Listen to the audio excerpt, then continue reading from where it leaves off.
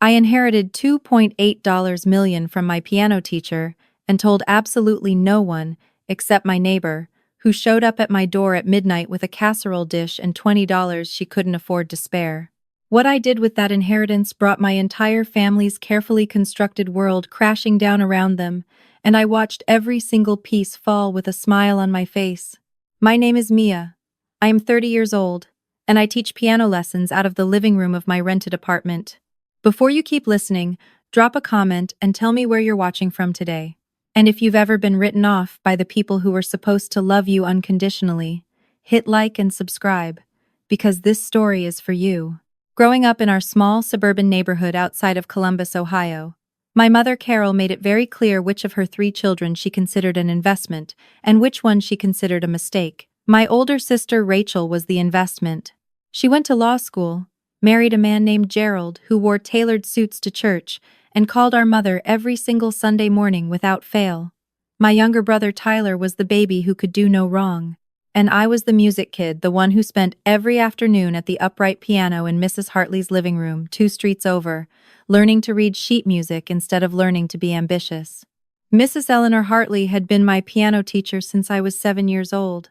She was 81 when she passed away last March, and she had no children of her own, no surviving siblings, and no close relatives who had bothered to stay in her life. She had her rose garden, her cat named Chopin, and 23 years of weekly lessons with me.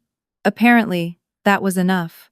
When her attorney called me on a Tuesday afternoon in April, I sat down very slowly on my kitchen floor and stared at the popcorn ceiling for a long time.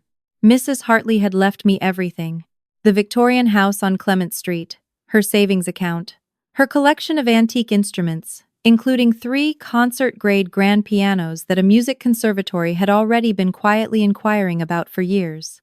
Her attorney, a calm woman named Patricia Osei, walked me through the full estate valuation over the phone. When she said the total figure, I asked her to repeat it twice. $2.8 million, after taxes and estate fees. I was a 30-year-old piano teacher whose car needed a new alternator and who had exactly $412 in checking. Before I hired an estate manager, before I called a financial advisor, before I let myself breathe properly, I needed to know something. My entire life, my family had treated me like a charity case. My mother regularly sent me grocery store gift cards with a note that said "for essentials" written in her careful cursive, as though I were incapable of feeding myself. My sister Rachel had once laughed in front of her in-laws when she mentioned I taught Kitty piano for a living. Last Thanksgiving, Gerald had offered me investment advice and then said, very genuinely, that he was happy to explain it slowly if the concepts were hard to follow. I needed to know, once and for all, if any of them would catch me if I was truly falling. I sat at my kitchen table on a Wednesday evening in April, 3 days after the attorney called, with the estate documents locked in a safety deposit box and not a single family member aware that my entire financial reality had just transformed. I opened my phone and dialed my mother. She picked up on the second ring, already sounding distracted.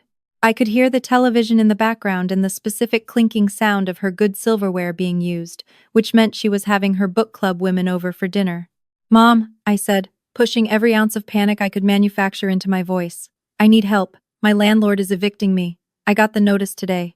I'm 3 months behind because 2 of my students dropped out after the holidays and I never caught back up. I need $800 to stay in my apartment. I know it's a lot, but I don't have anyone else to call." There was a pause. Not the kind of pause where a parent is reaching for their wallet, the kind of pause that means they are calculating the social cost of the conversation happening within earshot of their guests. "Mia," her voice dropped to a controlled murmur. "I have people here right now." "I know. I'm sorry. But I got the notice today and I only have 72 hours to pay or—" "You know, your sister never calls me with emergencies," she said. "Rachel budgets. She plans ahead. This is exactly what I tried to explain to you when you decided to pursue this music path instead of something practical." She exhaled slowly through her nose. "I cannot write you a check right now. I'm entertaining. Call me next week and we'll discuss a loan. Maybe." She ended the call before I could respond. I sat with the dial tone for a moment and then scrolled to Rachel's number. It rang 4 times before she picked up, And I could hear Gerald's voice somewhere close by, the firm television anchor tone he used when he wanted to sound impressive. "Hey," Rachel said, already clipped. "What's up? We're in the middle of something." "Rachel, I'm getting evicted. I need $800. I can pay you back by June, I promise. I already have 2 new students starting and—" Mia.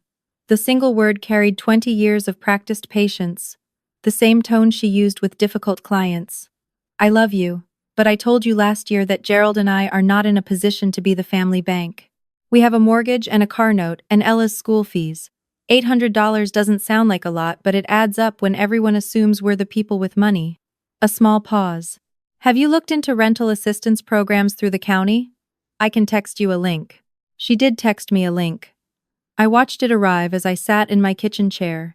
It was a county assistance hotline that, according to the website, had a 6 to 8 week processing time. I put my phone face down on the table and looked out the window at the dark street below. It was almost 11 o'clock at night when someone knocked on my apartment door. I wasn't expecting anyone. I stood up carefully and looked through the peephole.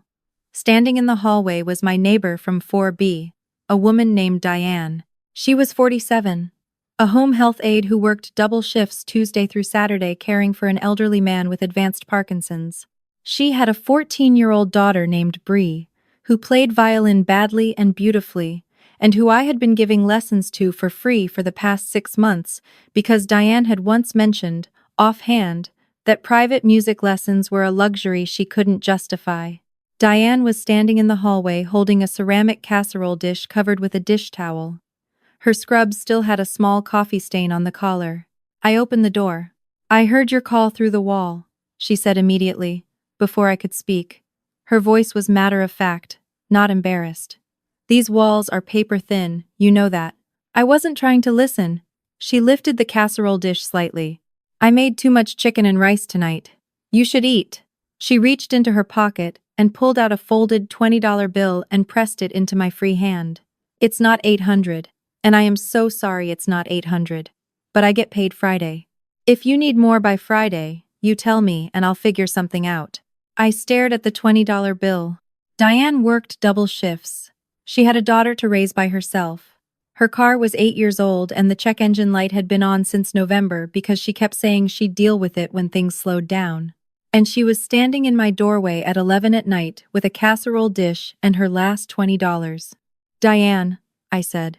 "Don't," she said simply. "Just eat.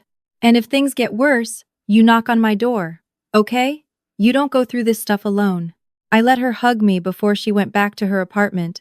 And for the first time since I'd gotten the attorney's call, sitting on my kitchen floor with a warm casserole dish in my lap, I cried, not because I was in trouble, because I finally knew exactly what I needed to know.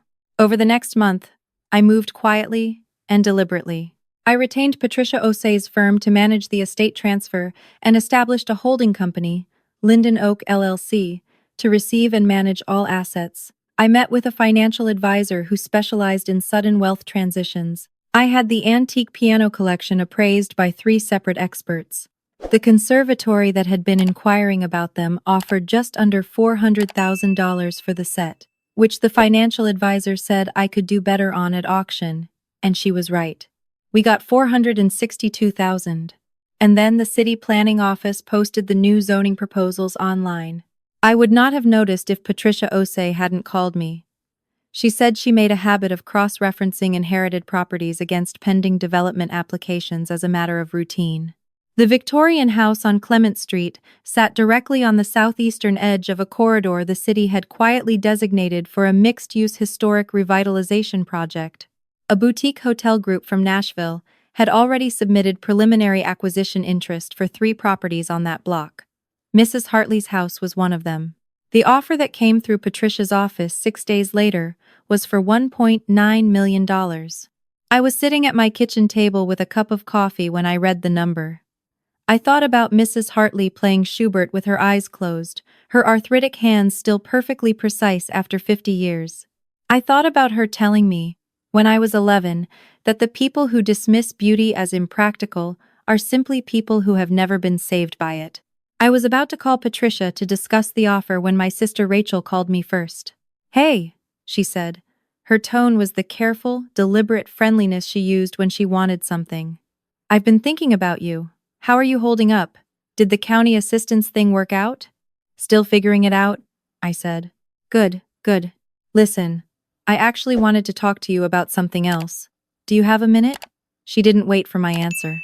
Gerald and I were looking at some property assessments in your area, just keeping an eye on the market, you know how he is. And I noticed that Mrs. Hartley's house on Clement, the one you always used to go to, is sitting in an estate. I did some digging and it looks like it hasn't transferred yet. A small pause. I know you were close with her. Did she have any relatives? Any plans for the property? Something cold and very clear settled in my chest. I'm not sure, I said. Why?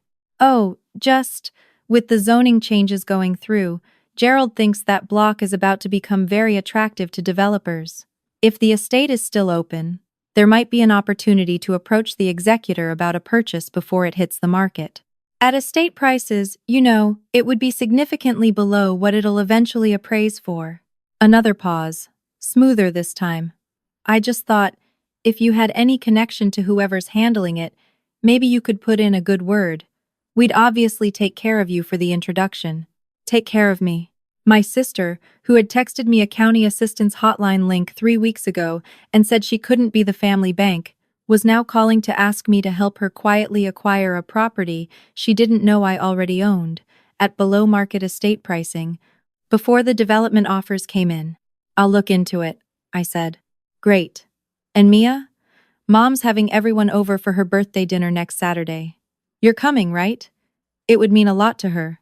I said I would be there. I spent the following week not looking into it, but rather having Patricia O'Sea's office conduct a quiet but thorough financial review of both Rachel's household and my mother's accounts, the kind of surface-level review that becomes possible when you have a very good attorney and a very motivated accounting team. What they found over the next 5 days was enough to make me sit very still at my kitchen table for a long time. Rachel's law firm had placed her on unpaid administrative leave 4 months ago following a client complaint that was still under internal review. She had not told our mother. She had not told anyone. Her and Gerald's combined household expenses ran approximately $12,000 a month. Between his income and her now absent salary, they were running a shortfall of roughly $4,700 every month, which they had been covering by drawing down a home equity line of credit they had opened the previous year. The line was nearly maxed. The boutique hotel acquisition would have been, for Rachel and Gerald, a lifeline disguised as an investment. My mother's finances told a different story, but not a better one. Carol had been quietly lending Gerald money for 2 years, small amounts that she logged in her personal ledger as family support, never mentioning any of it to Rachel, who I was now quite certain did not know her mother was subsidizing their household. My mother believed, based on several things Gerald had apparently told her, that she would be repaid with interest once Gerald's business consulting venture took off. The consulting venture had no clients and no registered business address. Gerald was borrowing from my mother to cover the gaps that Rachel's missing income created, while Rachel believed they were managing fine on Gerald's salary alone, while my mother believed she was making a wise family investment, while all three of them looked at me and saw a charity case. I wore a plain gray sweater to my mother's birthday dinner. I drove my car with the repaired alternator and parked it at the end of the driveway behind Gerald's leased sedan. My mother opened the door and looked at my sweater for exactly 1 second before she said anything. I just thought, for my birthday, you might have put on something a bit nicer. Rachel brought flowers. She stepped back to let me in. Go help in the kitchen, please. Tyler and his girlfriend are already in there. The kitchen smelled like catered food, which meant my mother had ordered from the Italian place on Garrison that she loved to take credit for preparing. Tyler was leaning against the counter looking at his phone. His girlfriend, Priya, was quietly transferring food from foil trays to serving dishes with the careful competence of someone who had learned not to stand still at a family gathering. Priya was a registered physical therapist who had been dating Tyler for 2 years. She was the one who called to check on me after I'd had a bad flu in January, which Tyler had mentioned to her and apparently forgotten. She was the one who had mailed me a small birthday card last year that said, simply, "Hope today is a good one," with no performance in it, just genuine, simple kindness. Tyler himself was not unkind so much as he was entirely tuned to whatever frequency benefited Tyler, and Priya simply existed in his orbit, doing the labor, extending the care, and receiving very little recognition for either. I hugged her and she smiled with her eyes in that way she had. Dinner was served at the long table in my mother's dining room, and for the first 40 minutes, it was the ordinary particular performance of my family being happy for an audience of themselves. Gerald talked about a consulting opportunity he was developing. Rachel described a conference she had attended, which I now understood she had attended because she was not at work.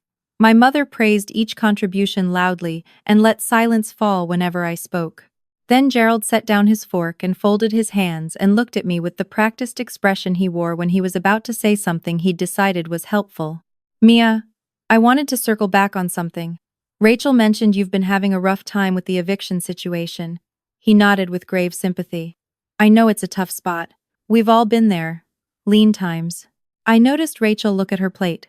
"The reason I bring it up is that Carol and I have been discussing, as a family, whether there's a constructive way to help you stabilize long-term. Not a handout, but a structured plan." My mother straightened slightly in her chair, which meant this was a script they had rehearsed.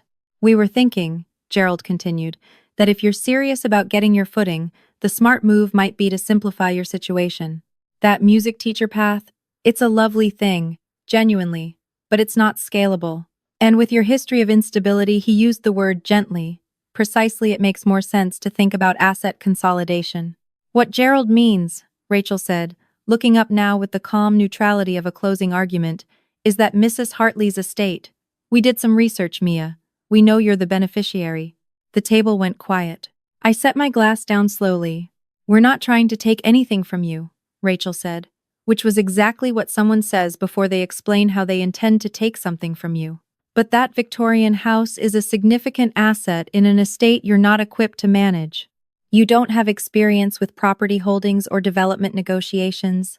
You'd need legal help, accounting help, and given your financial situation right now, those costs would likely consume whatever value you thought you were getting." She looked at me steadily. "Gerald's firm is positioned to handle this properly. We purchased the house through the firm at a fair estate assessment. We handle all the legal overhead, and you walk away with a clean sum that you can actually use. No complexity, no risk." "What's the estate assessment figure you're proposing?" I asked. Gerald named a number.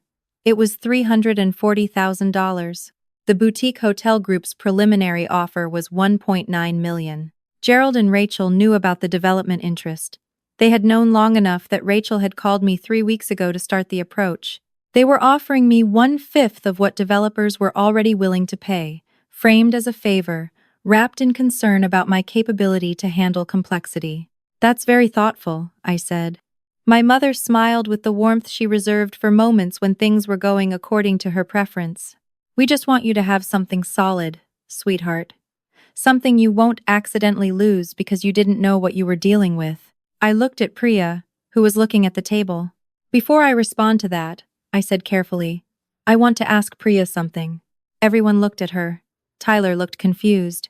"Last month," I said, "when I mentioned to Tyler that I was having a hard time, you sent me a $50 grocery gift card.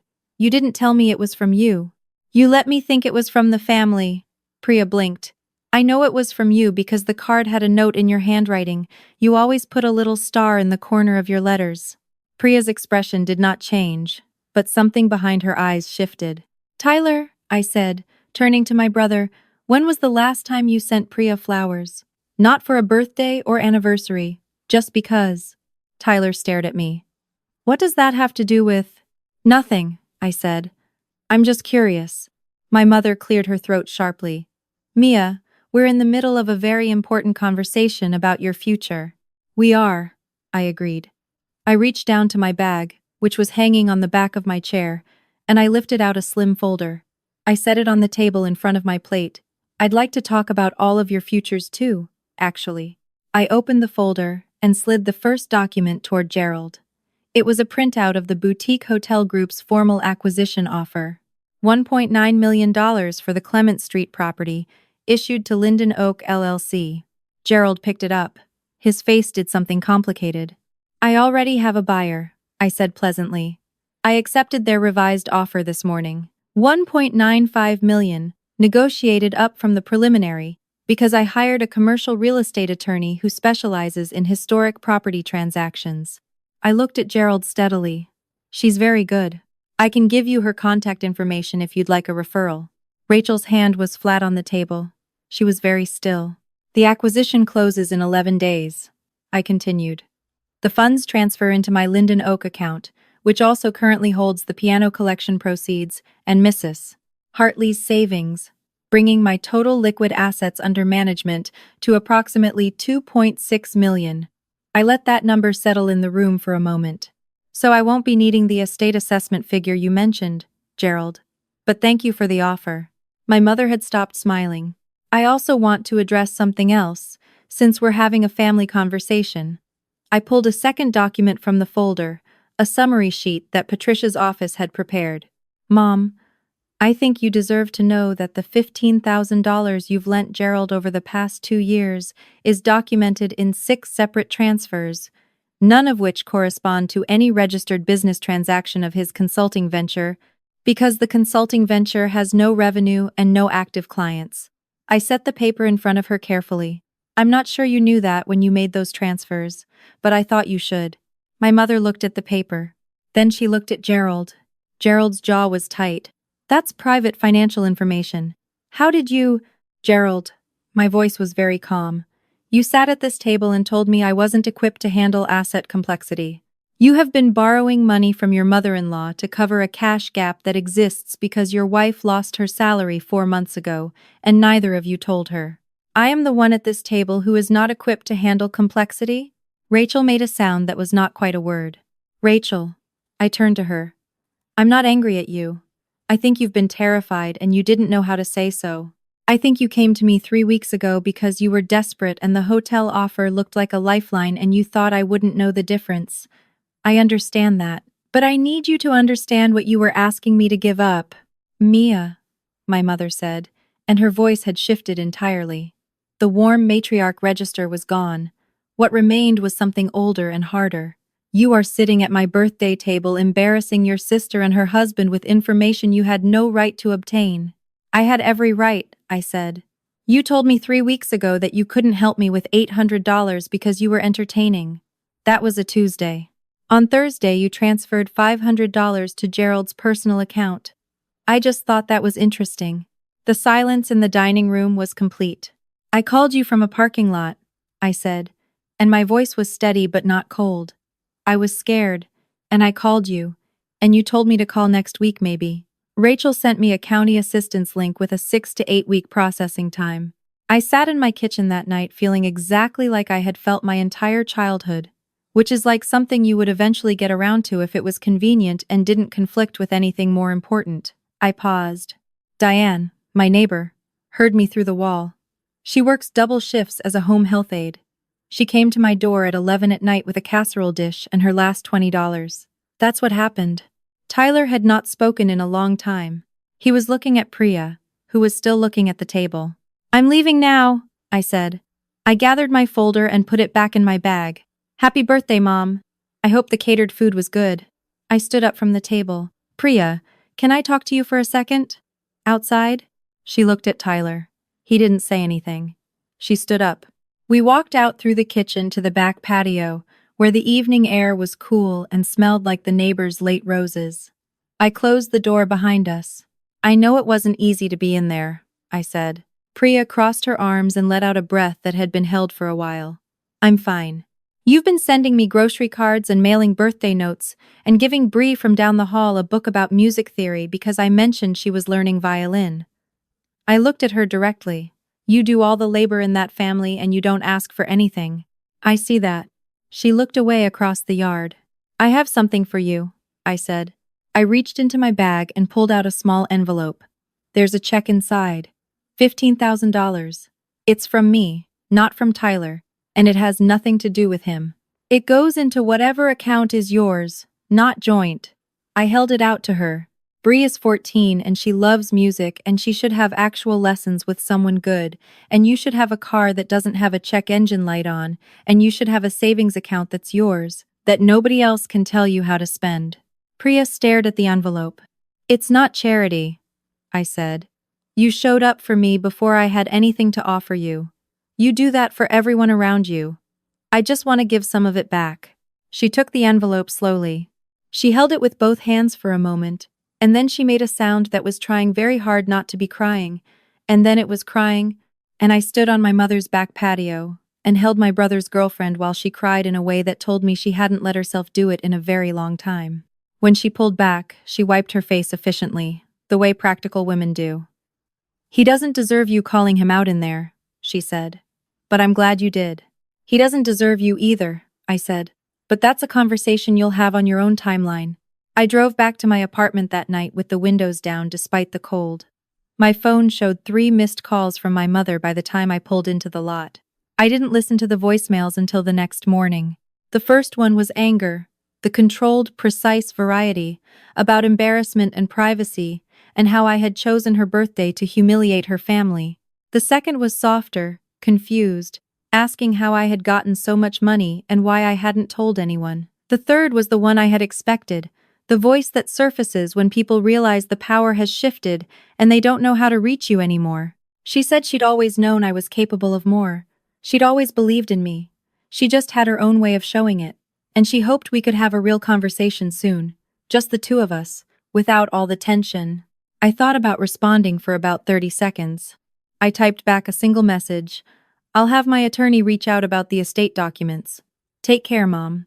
I went upstairs, knocked on Diane's door, and when she answered in her pajamas looking surprised, I told her to sit down because I had something to tell her. I sat across from her at her small kitchen table, and I told her everything. The inheritance, the estate, the confrontation, all of it. I watched her face move through a dozen expressions in 10 minutes. When I finished, she was quiet for a moment. You are something else, she finally said. I want to do something, I said. And I need you to let me, because I know you're going to argue. She narrowed her eyes. Bree is 14 and she's going to need a college fund, I said. I've already set one up in her name. $50,000, managed by my financial advisor, invested conservatively. By the time she's 18, it should be significantly more. Diane opened her mouth. And I'm buying the apartment building. Diane stared at me. The landlord has been trying to sell for 2 years. I had my attorney make an offer yesterday. It was accepted this morning. I looked at her steadily. Unit 4, B is yours, free and clear, transferred into your name as a property owner. No rent, no landlord, no lease. Yours. I slid a folder across her kitchen table. It had the preliminary transfer documents inside. I know you're going to tell me it's too much. Mia? She said, her voice low. It is too much. You came to my door at 11 at night with a casserole dish, I said. You gave me your last $20. You didn't do that because you had extra to spare. You did that because you are the kind of person who shows up. I kept my eyes on hers.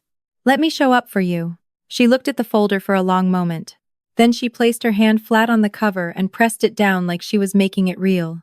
Bree is going to lose her mind, she said quietly, and her voice broke on the last word. Good, I said. The property transfer took 3 weeks to finalize. The hotel acquisition closed on a Thursday. I sat in Patricia Osei's conference room and watched the wire confirmation appear on the screen and thought about Mrs. Hartley's hands moving across the keys, patient and certain, every Wednesday afternoon for 23 years. I have not spoken to my mother or my sister since the birthday dinner. Tyler texted me once. Just my name, followed by a question mark, which I think was his version of reaching across a very wide distance. I haven't replied yet. I'm thinking about it. Priya texted me a photo 6 weeks later. It was a picture of Bree holding a new violin case, standing in front of a music school, grinning with every tooth she had. The caption said, "First real lesson tomorrow. Thank you. Doesn't cover it, but thank you." I keep that photo as my phone wallpaper. Here's what I know now that I didn't know before. Being dismissed your whole life by the people who were supposed to see you creates a very specific hunger.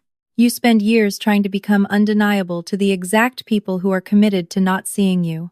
And one day, if you're lucky, something shifts, and you realize the hunger was never really about them. It was about finding the people who were already looking. They were there the whole time. Right next door.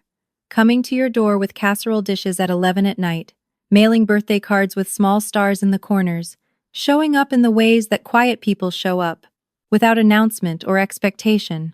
My family thought the money was the thing that changed everything. It wasn't. The money was just the light. What it illuminated was already there. Tell me in the comments, have you ever had someone completely outside your family show up for you in a way your own blood never did? Or have you ever watched someone get exactly what they deserved after years of underestimating you? I want to hear your story. And if this video meant something to you, please subscribe to Mending Stories. We're here every week. You don't have to go through this alone.